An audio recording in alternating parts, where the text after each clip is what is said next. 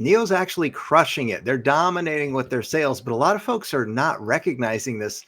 So I'm going to highlight it and share a little bit. But first, I've got my Twitter pulled up so you can follow me. If you're not aware of it, I'll have the link. Just look down in the description below to the video. And I'll put Thinker Card down there as well, because I love this account. I've been following it for a while. Was very happy to see that they followed me back. Shishay, thank you for that. But let's get into this now, and I'll kind of walk you through what I've done here. Because I'm an American, and as an American, I sometimes just like to keep things simple. I'm a simple guy. So at the bottom of the page on the ticker, what I have is the breakdown of the BEV, that's battery electric vehicle price range, for each of these segments that we're going to talk about. And what I've done is I've converted from the RMB or the yuan to the US dollar value, because it's just simpler for me. And usually I only talk about the RMB or yuan, but I thought, it might be fun to just mix it up and share this. So that's what we have. 3 different categories, and they're the highest price range, basically the 500,000 RMB and above, which equates to about a 70,000 US dollar price range and above. And then you've got the 400 to 500,000 RMB price range, which runs roughly 56 to 70,000 US dollars. So then the sort of, I guess, bottom or cheapest vehicle you can get from NIO is going to run about 300,000 RMB to the 400,000 RMB price range. So that's going to be 42,000 to 56,000 US dollars. This is all going to change, obviously, when they bring them to the US and roll things out and come out with the sub brands. But it's important to understand that NIO's vehicles are premium. They're in this premium price range, 42,000 US dollars and above. And this is important because especially later when they come out with their sub brands, we'll get an idea of if NIO is really being recognized for the premium service and user and ecosystem that they have built, because I think we'll see a lot of people wanting to buy and own the sub brand vehicles just because they're affiliated with NIO as a premium brand. So let's now talk though numbers, because the price range breakdown on the top here, this top row is the 500,000 RMB. So you're 70,000 US dollar and above. NIO with the number 1 and number 6 spots. Now the number 1 spot, it's not close. It's a distant second. The EQE is second with 5.2 thousand vehicles in the full year of 2023. The ES8 had almost 14,000. So clearly the number 1 seller in that pure battery electric premium sub-segment, that piece of the market, as I like to call it. And then the number 6 is the NIO EC7 with 3.7 thousand. Now, fun fact, I want to offer this for those who don't know. NIO has 8 models that are available right now. They have released either every model new or a refresh of every model. So 8 models in the year of 2023. And yet they still managed to place all 8 of their models within the top 7 in their price range category for the pure battery electric vehicle piece of the market. It looks to me like NIO is dominant, but it is still early. So let's keep it moving. We'll keep talking. 400,000 to 500,000 RMB price range. You've got NIO again with the top spot, the ES6, almost 57,000 of those for the year in 2023. Then you've got NIO with the EC6 at 11.1 thousand, or number 4 spot for that number. The ES7 and the ET7 both coming in numbers 6 and 7, almost 7,000 and almost 6,000.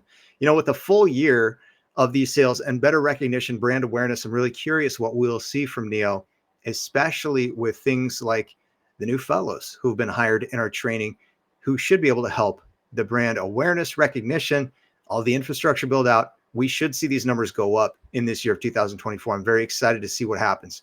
But back to the numbers, and let's break it down. Let's grind it out. The 300 to 400,000 RMB price range to this line right here.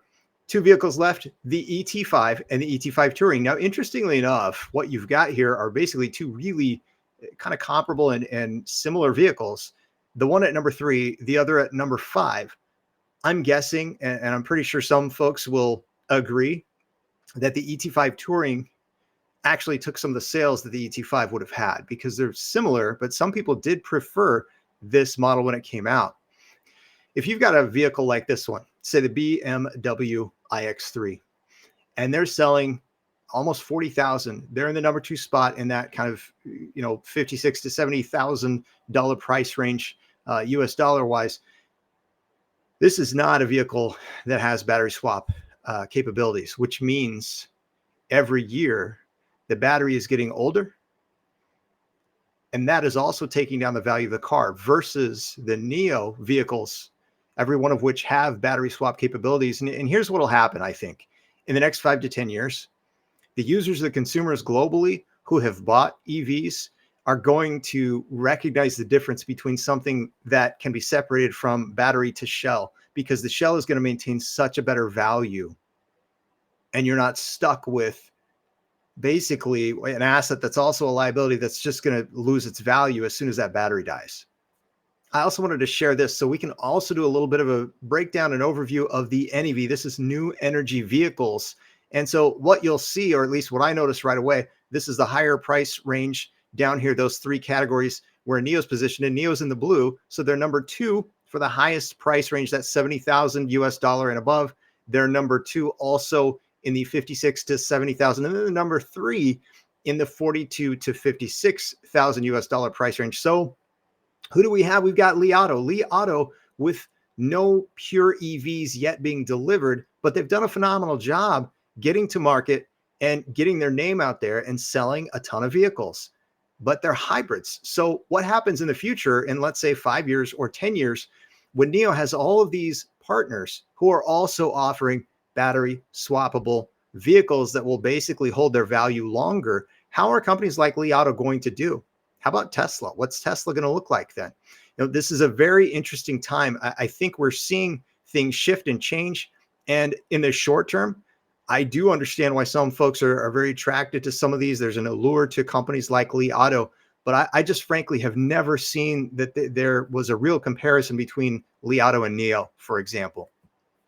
But I still think it's noteworthy that NIO, even with their full model lineup and refresh, everything coming out basically new in the year of 2023, they were still able to maintain the number three, the number two, and the number two positions within this pricing, even within the NEV. That's the expanded sort of new energy vehicle, not just a pure battery electric vehicle sort of subsegment is what I like to call it. Where I've been focused on what they're doing, and why I'm so happy is they're crushing it. And now what we're seeing is the future is starting to materialize in front of us, where more companies are recognizing the benefits. And I don't even know if they're recognizing all the benefits of battery swap yet. But one thing that will happen is eventually the consumers, the users are going to figure out that the vehicle being separated from the battery gives them more value in retaining ownership of the shell or the car itself, because they're not stuck with an old degrading battery. I don't know, drop it in the comments. Let me know your thoughts. If you stuck around to the end, thank you. Click the thumbs up. I appreciate it. I'll see y'all again very soon.